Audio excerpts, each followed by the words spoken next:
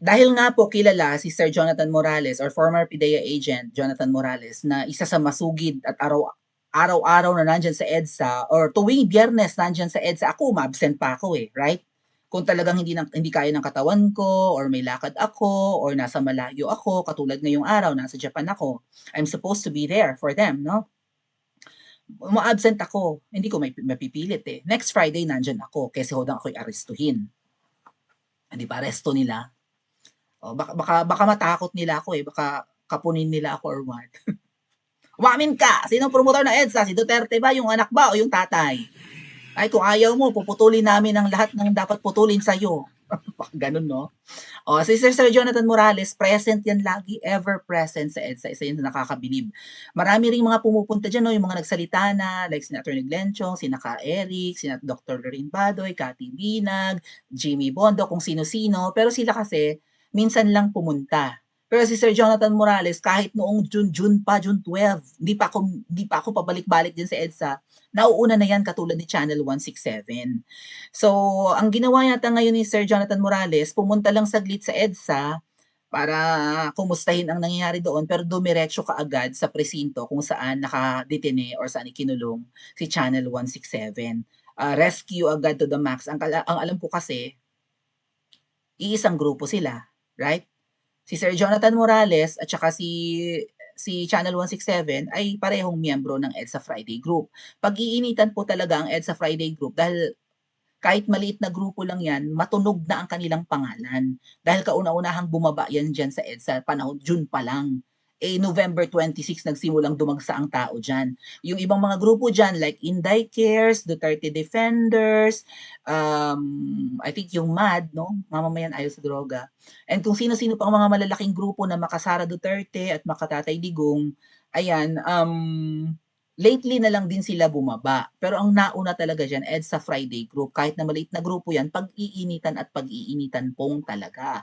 Okay, at siguro ngayon under surveillance na rin at under investigation na rin ang leaders ng mga iba't ibang malalaking grupo na bumaba sa EDSA. But unang-una nilang tinarget siyempre yung unang-unang bumaba diyan. Pakinggan po natin si Sir Jonathan Morales kung ano ang sasabihin niya dito regarding sa pagkakaaresto kay Channel 167. Isang maliit na vlogger pero tinarget dahil sa tingin ko, member nga kasi ng EFG or EDSA Friday Group. Siguro paglabas natin may piyansador tayong kasama.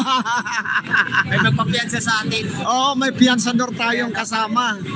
Kasi delikado buhay natin. Iabot natin to kay Bibi Sara. Oo.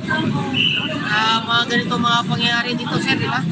Oo, ipaabot natin. Dapat mayroong piyansador na nakaabang. Kasi Para- tayo kawawa eh. Oo, mga mahal nating mga kababayan. No? Mga mahal nating Talaga mga tinutulungan. sabi ayaw natin kay 167 kay Nelson. Yung akusado na makapaglagan agad ng piyansa. Bakit hindi nila isinagawa ng maaga ng Biyernes? Biyernes, halimbawa. Kasi kung ito ay isinagawa ng mas maaga sana, ay kaagad tayo makakakuha ng information, doon sa korte kung saan nakapile yung kaso. At agad-agad makakapaglagan tayo ng kasuhan. Pero yung ginawa nila kay sa kasama natin, talagang pinagkaitan nila ng pagkakataon. Ito kitang-kita naman, yung mga ganitong klase ng mga aksyon, ito yung pangpabalahura, pangpabalasubas sa karapatan ng mga ordinaryong mamamayang katulad natin. Yun po yung kaya agad-agad kanina nung matanggap natin yung balita ay iipit ako sa traffic dahil napaka-traffic ito papunta rito at hindi ko na nga sila inabot ngayon, pero ngayon tatakbo agad ako doon sa Eastwood Police Station upang masiguro natin na itong si Nelson Guzmanos ay hindi ilalagay sa tambakan ng basura. Gusto nating makasiguro na ito ay opisyal na ipapasok sa police blotter na bilang palatandaan na itong ating kasamahan ay nasa kustodya na ng pulisya. Di ba? Yun lang naman yung kasuluhan na gusto natin malaman na itong kasama natin ay talagang nasa kustodya ng pulisya. Nasa tamang kustodiya po. Oo, yun yung nasa tamang kustodya. So yun po, no? Kung meron po kayong katanungan, ilang ano lang po at ako ilalakad na rin. Sige po. Meron po ba? Katanungan? Sa akin ito, itong pang nangyari ito kay Channel 167, kay Nelson, pangikipit na ba ito sa mga katulad namin client? Opo, ako, ayun po, ganyan po yung nangyari sa atin eh. Sure na sure, Labas ko 100%. rin sa hearing, ay agad-agad ako sinalutuhan pa ako nung pulis eh. Na sir, may problema, ano yun, may warrant ka. Ganun ano. Kaya eto, alam nyo sa totoo lang hindi na kami nagulat sa ganitong pagkakataon. Sapagkat talagang yung mga EDSA Friday group talagang inaalam nila kung sino-sino ito at binerify. Binerify ito kung may kaso. Nagkataon, ang nakitaan ng merong pending ay yung kapangalan ni Nelson. Hindi naman natin sinasabi na si Nelson na ito, no? Pero maaaring kapangalan na. Kaya nga ito ay subject ng validation ngayon. Subject ng validation at ito man siya mapiyansahan natin. Sir, tanong lang sir, bakit pwede mo ba na dito sa isa mismo sir? Okay, so yun nga, right now nag-message na sa akin ng EDSA Friday group. Pakita ko siguro, pwede ko bang ipakita yung picture nila? Dali, pakita ko sa inyo. Nasa estasyon na ng pulis si Sir Jonathan Morales. Nag-send ng picture ang EDSA Friday group. Share ko lang sa inyo.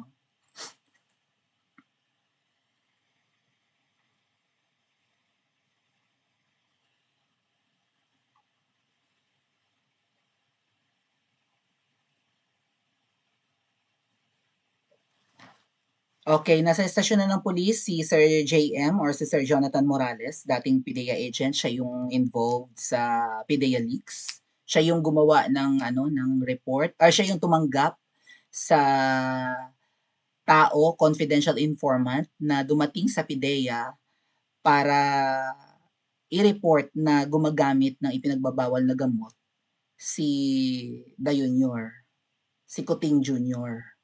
Okay? And inamin din ni Sir Jonathan Morales na ang kanyang confidential informant ay si Bong Daza.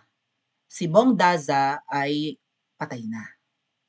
Malay natin kung ginorgor yun. Dati po siyang kabiyak ng Miss Universe Philippines na si Gloria Diaz. Alright? So, nakakapagtaka dito, kung nagsasabi ng hindi totoo si Sir Jonathan Morales at nakakaladkad na nga yung pangalan ng pamilya ni Bong Daza, like artista naman ang anak ni Bong Daza, di ba? Si Isabel Daza, maganda. Si Gloria Diaz ay kilalang prominenteng tao bilang Miss Universe, kauna-unahang Miss Universe ng Pilipinas. Is that right? Maalin man ang nauna sa kanila ni Margie Moran. Pero, Margie Moran ba yun? Oh, anyway. Bakit hindi kinakasuhan si Sir Jonathan Morales? Binulgar niya yan. Si Bong Daza ang confidential informant. Ang nagsabi na ang tirahan ni Maria sa Rizal Tower sa Makati ay ang lugar kung saan nagpupulvoron si Kuting. At pati yata si Maria gumagamit.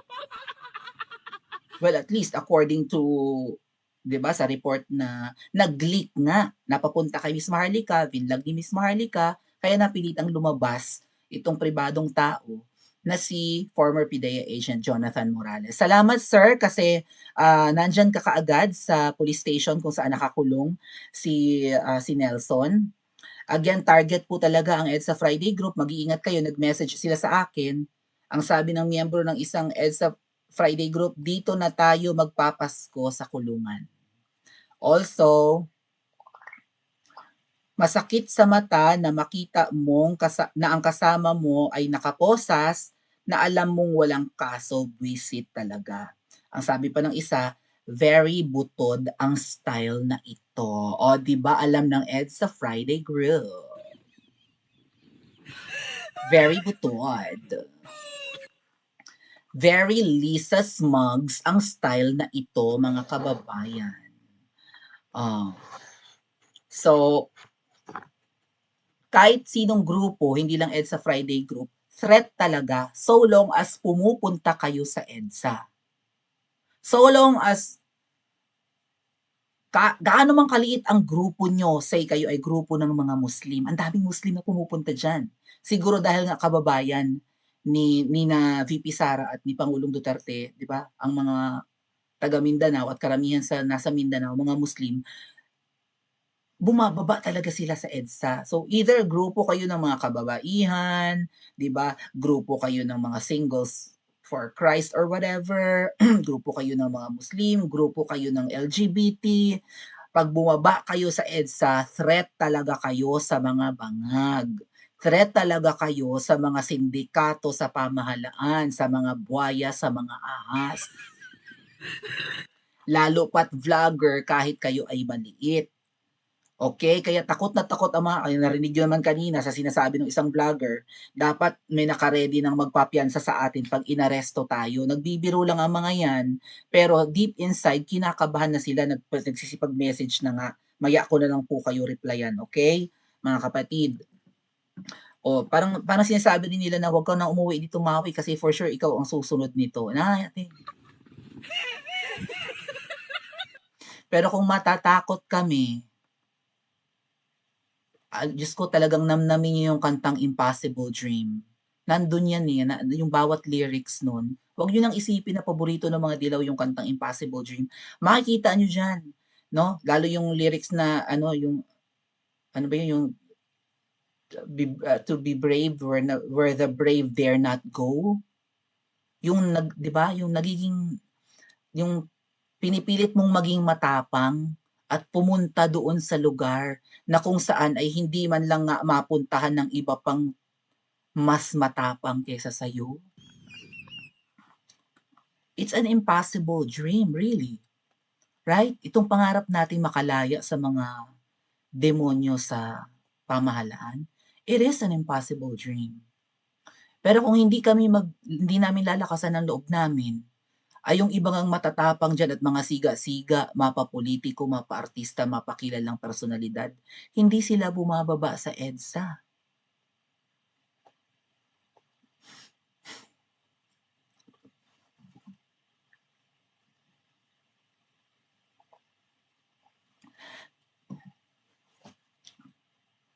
Kaya saludo po sa mga pumupunta diyan, okay?